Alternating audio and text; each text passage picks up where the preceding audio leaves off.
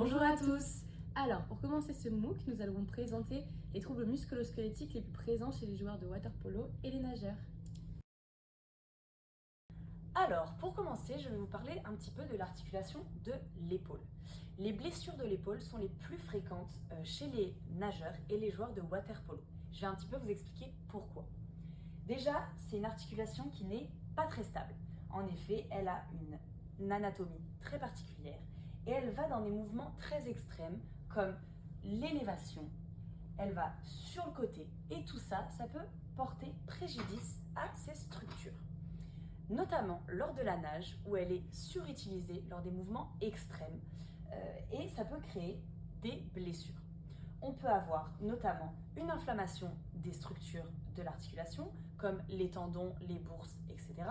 On peut avoir des microtraumatismes, des douleurs, de la fatigue musculaire, des pincements au niveau de l'articulation. Tout ça, toutes ces blessures et ces douleurs sont nommées dans une catégorie qu'on appelle l'épaule du nageur. Alors maintenant, on va vous parler de la région du dos, plus particulièrement la région en bas du dos, qu'on appelle aussi les lombaires.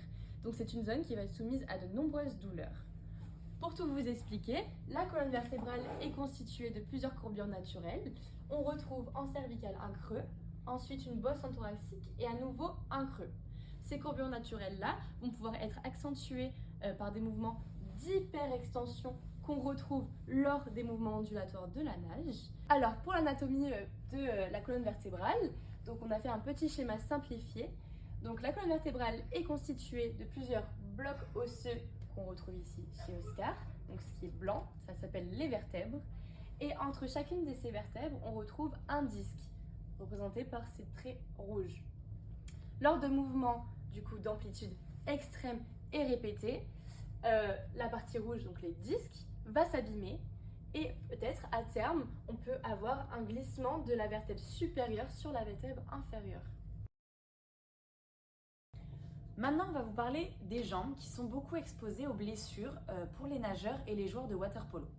Chez les nageurs de brasse, surtout ceux qui vont en compétition, on retrouve énormément de douleurs et de blessures au niveau du genou.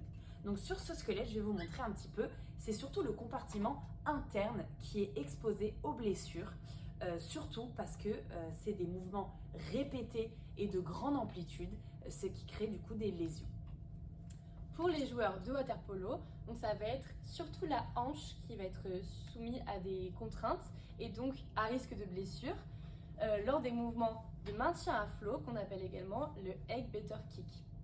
On peut également retrouver des blessures au niveau du genou et des chevilles lors des mouvements de poussée et des changements de direction.